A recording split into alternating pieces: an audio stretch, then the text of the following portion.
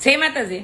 આજે મારે એવી વાહિયાત ચેનલો માટે વાત કરવાની છે જે ધ્યાનથી સાંભળજો પ્લીઝ, કે અમુક ચેનલો જે હમણાં મને તમને એવું લાગે છે કે ક્રિએટરોનો અને ઇન્ફ્લુએન્સરનો કેમ રાફડો ફાટ્યો હશે આના ઉપર, એમ અત્યારે ચેનલ વાળા એ રાફડો ફાટ્યો હશે। કારણ કે મને ચેનલ વાળાથી પ્રોબ્લેમ નથી, પણ એની પાસે જે સારા ન્યૂઝ હોય ને એ બતાવવાનો ટાઈમ નથી। એટલા માટે 2 દિવસ પહેલા મેં એક અમારા સમાજલક્ષી એક લાઈવ કરેલું, જેમાં 90% લોકોની લાઈવ 90% પ્લસ લોકોને લાઈવ સારું લાગ્યું હતું। એની અંદર કમેન્ટો બધી પોઝિટિવ છે। આખું લાઈવ બધાએ કીધું તો બહુ સપોર્ટિવ લાઈવ હતું બધાએ, એમાં લાઈક વ્યૂ બધું જોઈને મને એવું લાગ્યું શેરિંગ એટલું છે।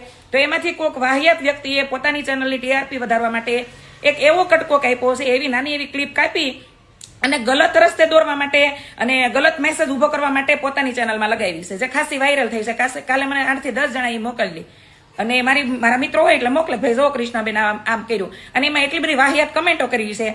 એલા ભાઈ, તમને એટલું બધું હોય તો આખું લાઈવ મૂકો ને, અમને કાંઈ પ્રોબ્લેમ નથી। હું તો ઈચ્છું છું કે મેં કરેલી સારી વાત છે, જે સમાજલક્ષી સારી વાત છે, એ બહુ બધા લોકો સુધી પહોંચે, બહુ વધુ લોકો સુધી પહોંચે, કે કોઈકની તો આંખ ઉઘડે, કોઈકના તો કાન બંધ છે, એ બધા ખુલે।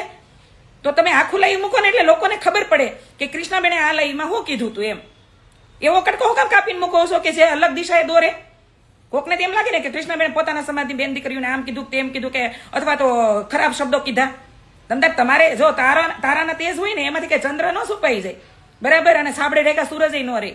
જે માણસ સારું હોય એ સારું જ રહે। હું નથી કહેતી હું બહુ સારી છું, પણ આવા વાહિયાત લોકો કરતા તો સારી જ છું। ક્યારે હું કોઈનું કોપી નથી કરતી, કોઈનું ચોરતી નથી, ને કોઈનું ટેલેન્ટ એ નથી ચોરતી, ને કોઈની વસ્તુ હોય ને એમાં ત્રાપ નથી મારતી। મને મારા ટેલેન્ટ ઉપર અને મારા આત્મવિશ્વાસ ઉપર ગજબનો વિશ્વાસ છે। આપણે એક સારું લાઈવ કર્યું હોય કે સમાજની બેન દીકરીને એવી વાતની આપણે ટકોર કરી કે અમુક વસ્તુ અમુક ઉંમરે થાય પછી એને આ જીવન આપણે એની સજા ભોગવવી પડે, એના કરતા સમજાય ત્યાંથી સવાર અને આ વસ્તુ કરી હોય તો ભૂલ સુધારી લેવી, ટાઈપનું એક લાઈવ કર્યું હતું। ત્યાં તો આવી ગયા પોતાના વાહિયાતપણા ઉપર। કેમ દેશમાં ને ગુજરાતમાં બીજા કોઈ ન્યૂઝ દેખાડવા માટે નથી?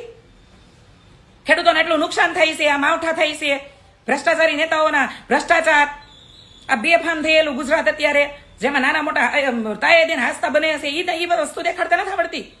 હાલી ઉમેળાશો મારા હાળા તેમાં તમે તારે આખું લાઈવ મૂકો, મને કોઈ પ્રોબ્લેમ નથી। 11 તો મારી ફેક આઈડી છે ને, એક આઈડીમાં લાખો મિલિયને પહોંચવા આવેલા ફોલોવર્સ છે, તોય મને એનાથી કોઈ વસ્તુ નહોતી। મારા દોસ્તોએ કીધું ને તો મેં કમ્પ્લેન કરી હતી, અને તોય એનું ખાસું પરિણામ જે મળવું જોઈએ એવું નથી મળ્યું। તો એ મને કઈ ફેર નથી પડ્યો। હું કામ કે ભાઈ આપણે આની અંદર કઈ વસ્તુ સારી દેવા આવ્યા છે તો આપણે આપણી રીતે સારી દઈને રહ્યા છે। અને વાહિયાત લોકો પાસે અમે કમેન્ટો કરો ને, પેલા વિચારો કે તમારામાં એટલી તેવડ છે, પોતાના ઘરમાં જે વ્યવસ્થિત સાચું ન બોલી શકતા હોય ને એ જ આમાં કમેન્ટો કરવા આવે। અને અમારી પાસે પોતાના ટેલેન્ટ છે એટલે અમે કોઈના ટેલેન્ટ ચોરવા ન જાય। તો તમે તમારી ચેનલની ટીઆરપી વધારવી હોય ને તો તમારા પોતાના કોન્ટેન્ટ મૂકો। ગુજરાતમાં બહુ બધા એવા સમાચાર છે દેખાડો પબ્લિકને કે શું થઈ રહ્યું છે, ત્યાં તો તમારી સિવાય જાય છે। અને કોઈ ક્રિએટર હોય, કોઈ ઇન્ફ્લુએન્સર હોય જે પોતાની રીતે કંઈક કરી રહ્યા છે, અંદર વર્ક કરી રહ્યા છે, સમાજલક્ષી કામ કરી રહ્યા છે, પોતાના અંદર થોડું ઘણું ટેલેન્ટ છે એ દર્શાવી રહ્યા છે, તેનો ગલત જ મેસેજ નાખો છો। રોસ્ટરો કામ હતા કે તમે હોતન ચાલુ કર્યું? હાલી હું મેળા છો તમે તમારી ચેનલમાં જે મૂકો એને મૂકો, મને કોઈ પ્રોબ્લેમ નથી। તમારી વાહિયાત પણ તમારે દર્શાવો, કોમેન્ટો કરો, કોમેન્ટોમાં ફેર અમારે પાડવો જ ન જોઈએ, નકર આમાં અહીંયા 5 વર્ષથી અહીંયા બેઠા ન હોય કોમેન્ટોથી ફેર પડતો હોય તો। પણ ફેર પડે છે કે તમે સમાજમાં એક ગલત મુદ્દો છે દેખાડવાની કોશિશ કરો છો ને, એ તમે આખું નથી બતાવતા ને, આખી વાત નથી દર્શાવતા ને, એ ફેર પડે છે। તો પ્લીઝ સમજી જાવ તો સારું છે, નકર ઈશ્વર લાઠી લઈને આવશે ને તો એ વાગશે પણ એનો અવાજ નહીં આવે અને હારી પેટની વાગશે।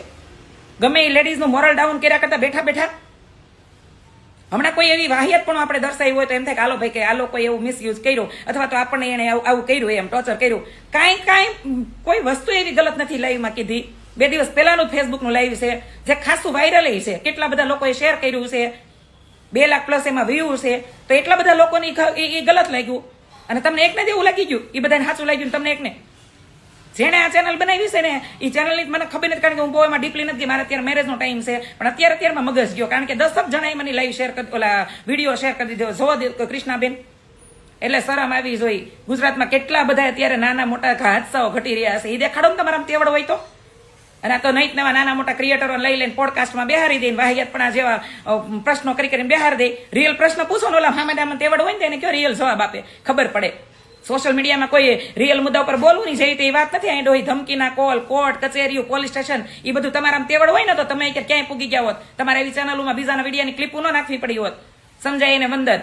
બાકી આ વાહિયાત રિપોર્ટરો, વાહિયાત ચેનલ વાળાને બધાના લાગુ પડે છે, જે પોતા નાના મોટા ઇન્ફ્લુએન્સર અને ક્રિએટરોની ક્લિપો કાપીને ગલત મુદ્દાઓ દર્શાવે છે, સમજાય એને વંદન।